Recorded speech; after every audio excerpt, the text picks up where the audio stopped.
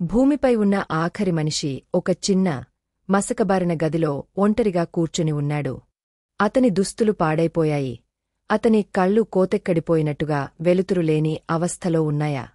అతను నిశ్శబ్దాన్ని మాత్రమే అనుభవిస్తున్నాడు. ప్రపంచం బయట కూలిపోయింది. పట్టణాలు రోడ్లా మారిపోయాయి. అడవులు మరిగిపోయాయి. జంతువులు లేవు. ప్రకృతి కూడా ఆవలపోయింది. చాలా సంవత్సరాలుగా ఎవ్వరూ మిగిలిపోలేదు. లేదా అతను అంగీకరించాడు.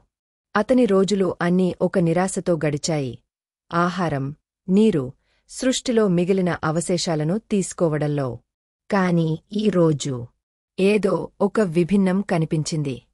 ఆ శబ్దం, నిశ్శబ్దం, ఎప్పుడూ అతన్ని చుట్టూ కూర్చోనున్న ఊహాగానంలో నడిచే క్షణం గుండె లోపల మరింత భారంగా మారింది. ఒకరోజు ఒక్కతగిన శబ్దం అతనికి వినిపించింది. తట్టే. తట్టు, తట్టు, తట్టు. ఆ శబ్దం గేటు దగ్గరనుంచి వచ్చింది. అతని గుండె బలంగా కొట్టింది.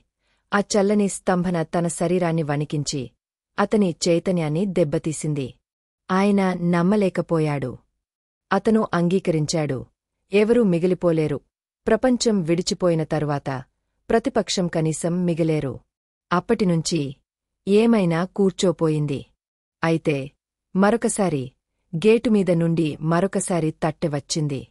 తట్టు, తట్టు, తట్టు. ఆ భయం అతని శరీరాన్ని కత్తిరించింది. గాట అంగీకరించిన తర్వాత శబ్దం ఏమిటో అని పరిశీలించి గేటు దారిపట్టి అంగీకరించడం.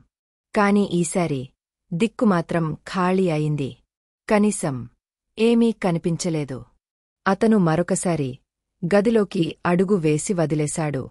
సమయం ఒక్కటూ మారిపోతున్నట్లుగా కనిపించలేదు. అయితే అతను పక్కగా కళ్లను కలిపి ఒక విపరీతమైన ఆకారాన్ని గమనించాడు.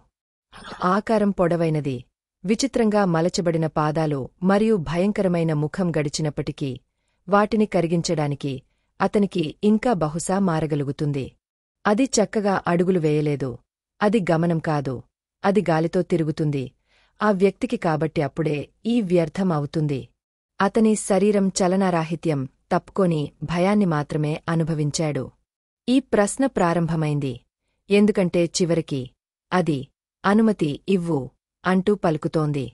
నన్ను లోపల ఉంచు అన్నారు అదో శబ్దం. అతను వదిలి వెళ్ళిపోతూ భయంతో పరుగులు పెట్టడానికి అతనికి కళ్ళు మిగిలిన వెంటనే ఒక అడుగు రాలేదు. ఈ వృత్తం టాబుల్ నుండి మరొక పళ్ళును మలచుకున్న తరువాత